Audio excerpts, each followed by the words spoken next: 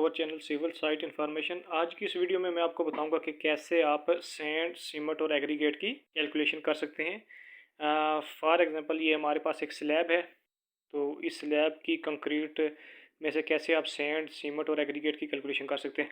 जैसे अभी देख सकते हैं ये M21 कंक्रीट का एग्रीगेट होता है, तो इसकी रेशो होती है 1.5 एंड 3। ठीक है, ये जो रेशो होती है इससे आपको पता होना चाहिए, ये जो 1 है 1 सीमेंट को शो करता है, 1.5 सैंड को और 3 एग्रीगेट को शो करता है। इसी तरह कंक्रीट के डिफरेंट एग्रीगेट्स होते हैं, M7.5 होता है, M15 होता है, M25 डिफरेंट एग्रीगेट्स होते हैं। तो उनको भी इसी मेथड से हम कैलकुलेट कर सकते हैं अगर सैंड, एग्रीगेट और सीमेंट की कैलकुलेशन करनी हो। तो अभी आते हैं ये स्लैब पे। ये स्लैब की आप लेंथ दे सकते हैं, 30 फीट है, विड्थ उसकी 20 फीट है और 6 इंच उसकी थिकनेस है। तो ये सबसे पहले हमने स्लैब का वेट कैलकुलेट किया है, 30, 20 और 6 इंच की जगह उसको जब फीट में किया तो 0.5 फीट हो गया। तो ये हमारे पास वेट वॉल्यूम आ गया स्लैब का 300 CFT।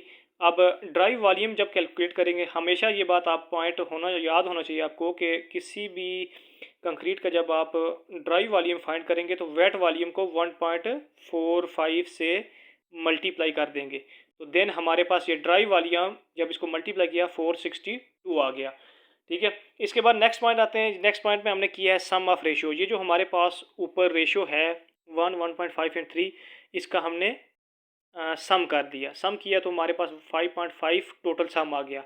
सबसे पहला पॉइंट हमारे पास आता है ये सीमेंट।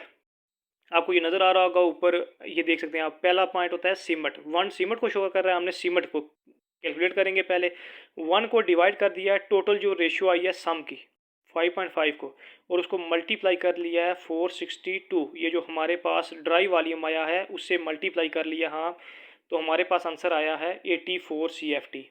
ये हमारे पास सीमेंट का वॉल्यूम आ गया। अब हमने नंबर ऑफ़ बैग्स फाइंड करने। नंबर ऑफ़ बैग्स फाइंड करने के लिए आपको ये पॉइंट पता होना चाहिए कि volume of cement bag in CFT। एक बैग का जो CFT में वॉल्यूम होता है वो 1.25 CFT पर नंबर होता है। तो जो हमारे पास वॉल्यूम आया है उससे जब हम डिवाइड करेंगे वॉल्यूम इन CFT से 1.25 से, तो हमारे पास 67.2 आ गया। इसको हम लिख सकते हैं 67 बैग्स। तो ये पॉइंट आपको याद होना चाहिए। ठीक है, volume of cement bag in CFT 1.25 CFT होता है। इसके बाद नेक्स्ट पॉइंट हमारे पास आता है, ये देख सकते हैं आप 1.5 सैंड को शो कर रहा है। तो हम सैंड की कैलकुलेशन करेंगे, 1.5 को डिवाइड करेंगे 5.5 से। जो सैंड है उसको टोटल रेशो से, सम ऑफ रेशो से डिवाइड किया और मल्टीप्लाई कर दिया हमने उसी ड्राई वॉल्यूम से। जब इसको मल्टीप्लाई किया है तो ये हमारे पास 126 CFT सैंड की कैलकुलेशन आ गई। इसके बाद थर्ड पॉइंट आता था हमारे पास एग्रीगेट। एग्रीगेट की कैलकुलेशन आप भी इसी तरह कर सकते हैं, जैसे ये आपको पास रेशो में शो हो रहा है। थर्ड जो चीज़ होती है वो एग्रीगेट होती है। अब 3 हमारे पास एग्रीगेट है, 3 को डिवाइड किया हमने 5.5 से और मल्टीप्लाई कर दिया 462 जो CFT हमारे पास ड्राई वॉल्यूम था स्लैब का। तो हमारे पास जो आंसर आ गया कैलकुलेशन के बाद 252 आ जाएगा। ठीक है, इस तरह आप किसी भी साइट पे किसी भी कंक्रीट का जो वॉल्यूम है उसको फाइंड करेंगे। उसके बाद आप उसका सबसे पहला पॉइंट जो होता है ड्राई वॉल्यूम फाइंड करने के बाद आप सिंपली उसकी कैलकुलेशन इस तरह कर सकते हैं। और यहाँ पे पॉइंट जो है, जैसे ये हमारे पास एग्रीगेट है, एग्रीगेट इसको और सैंड का जो वेट आया उसको प्लस करें और साथ जो सीमेंट का वेट आया है हमारे पास ये CFT में, इनको ऐड करें तो ये टोटल ड्राई वॉल्यूम आ जाएगा हमारे पास जो स्लैब का वॉल्यूम होता है। तो इस तरह आप सीमेंट, सैंड और एग्रीगेट को फाइंड कर सकते हैं किसी भी रेशो के लिए। जैसे हमारे पास 1 to 4 हो तो हम उसका सम करेंगे, तो 1 to 4 का सम 7 हो जाएगा। 1 को 7 से डिवाइड करेंगे, 2 को भी 7 से, इस तरह 4 को भी 7 से। तो इस तरह ये बहुत सिंपल तरीका है।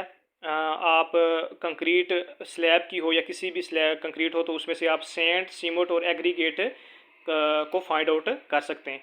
तो काइंडली अगर आप हमारे चैनल पर नए हैं तो चैनल को सब्सक्राइब कर दें और बेल आइकन को भी प्रेस कर दें ताकि नए आने वाली वीडियो का नोटिफिकेशन आपको मिलता रहे। Thank you.